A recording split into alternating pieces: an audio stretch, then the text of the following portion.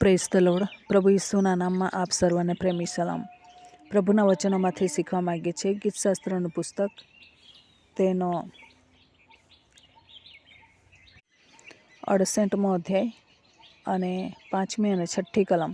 ત્યાં લખવામાં આવ્યું છે, અનાથનો પિતા અને વિધવાઓનો ન્યાયાધીશ એવો ઈશ્વર પોતાના પવિત્ર સ્થાનમાં છે.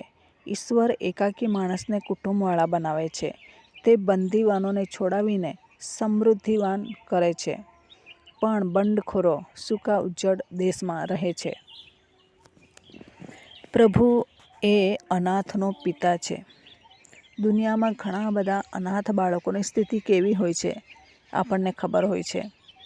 અને જ્યારે પિતાની છાયા જતી રહી છે ત્યારે એ લોકો ઈશ્વરને પોતાનો છાયો કરી લે છે અને ઈશ્વર પણ એમને મદદ કરે છે. વિધવાઓનો ન્યાયાધીશ. વિધવાની વાત કોણ સાંભળે? વિધવાને કોઈ પણ રીતે મદદ કરવા કોઈ તૈયાર હોતું નથી, પરંતુ પ્રભુ એક જજ બનીને વિધવાની હિમાયત કરે છે.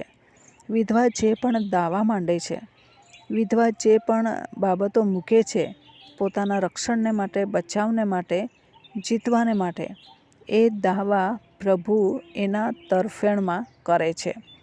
અને એવી રીતના વિધવા અને અનાથનો પ્રભુ પિતા બને છે, ન્યાયાધીશ બને છે. ઈશ્વર કોણ છે? ઈશ્વર પવિત્ર સ્થાનમાં રહેવાવાળા ઈશ્વર છે. અને એ ઈશ્વર પવિત્ર સ્થાનમાં પવિત્રતાની સુંદરતાએ આપણે તેનું ભજન કરીએ એવું ઈચ્છા રાખે છે. પરંતુ જ્યારે આપણે પવિત્ર ઈશ્વરને આપણે બીજી તરીકાથી ભજીએ છીએ, કોઈક આશીર્વાદને માટે ભજીએ છીએ, પછી સ્વાર્થને માટે ભજીએ છીએ, દુઃખ આવે ત્યારે શોધીએ છીએ, તો પછી ઈશ્વરને કેવું લાગતું હશે? ઈશ્વર પણ તે સમયમાં આપણને ઓળખી લે છે. આ લોકો સ્વાર્થના સગા છે. આત્માથી સત્યતાથી ભજન કરવા તૈયાર નથી.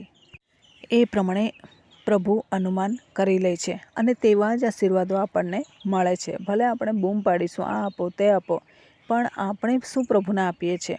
આપણા સ્વાર્થને માટે બધું માગી લઈએ છીએ અને એના લઈને ઈશ્વર પણ આપતા નથી. પરંતુ પવિત્ર સ્થાનમાં ઈશ્વર રહે છે અને એ પવિત્ર ઈશ્વરને પવિત્રતાની સુંદરતાએ ભજવાને માટે, એવા અર્પણો ચડાવવાને માટે પ્રભુએ આપણને પસંદ કર્યા છે. તો દરરોજ આપણે એ પ્રમાણેનું અર્પણ કરતા રહેવાની જરૂર છે.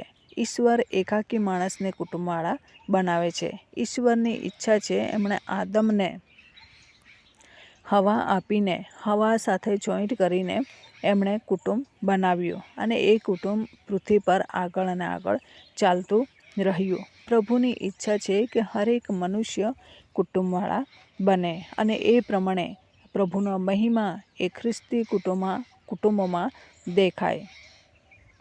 પ્રભુ એ બંદીવાનોને છોડાવીને સમૃદ્ધિવાન કરે છે. હવે બંદીવાનો તો જેલમાં રહે છે.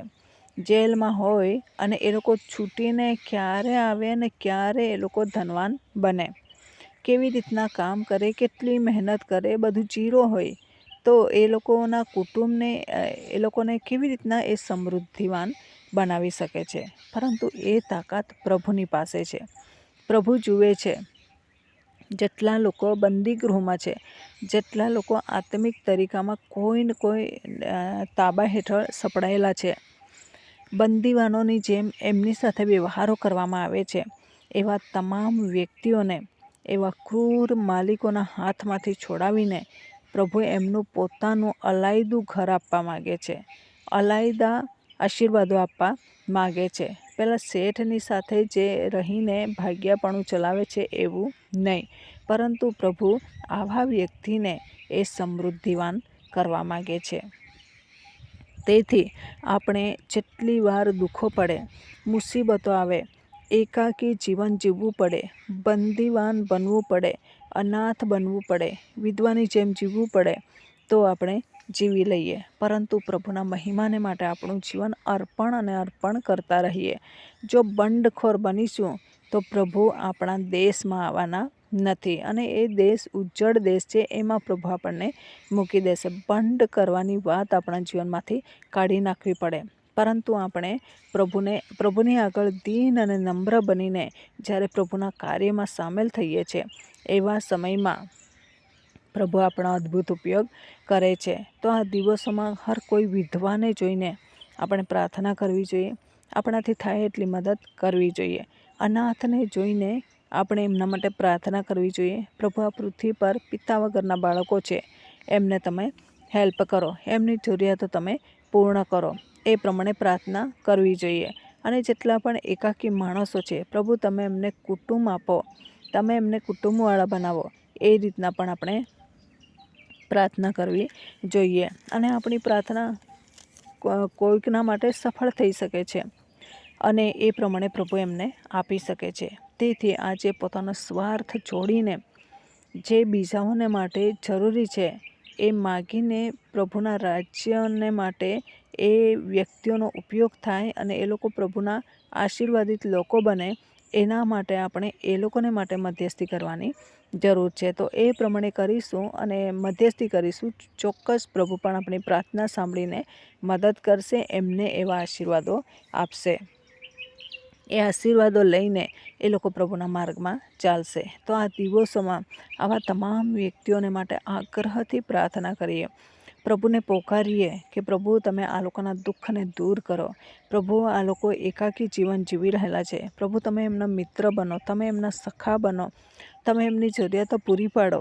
એવી રીતના આપણે એમના માટે પ્રાર્થના કરવી જોઈએ. એવી રીતના પ્રાર્થના કરીશું તો પ્રભુ અદ્ભુત કામો કરશે. તો આ વચન પ્રમાણે જીવન જીવવા પ્રભુ આપણને સહાય કરે. વચનનો આશીર્વાદ પ્રભુ આપણને સર્વને પૂરો પાડે. આમેન. પ્રાર્થના કરીએ. પ્રેમાળ પરમેશ્વર પિતા, અમે તમારો આભાર માનીએ છીએ, તમારી સ્તુતિ કરીએ છીએ. તમામ શ્રોતાજનોને પ્રભુ તમારા સામર્થ્યથી ભરજો. પ્રભુ એ લોકોને જે વાનાની જરૂર હોય, ખપ હોય, એ સર્વ વાના ખ્રિસ્ત ઈસુમાં તમે પૂરા પાડો અને દરેકને પ્રભુ તમે કુટુંબવાળા બનાવજો, પિતા આપજો અને ન્યાયાધીશ બનીને એમના મુકાદમાં તમે લડાવજો અને જીતે પમાડજો. એવી કૃપા અમે માગીએ છીએ. અમે તમામ શ્રોતાજનો પ્રભુ તમારા હાથોની અંદર સોંપી દેતા આ પ્રાર્થના પ્રભુ ઈસુના મૂલ્યવાન નામની અંદર માગીએ છીએ. Amen. Thank you. Praise the lord. God bless you. Amen.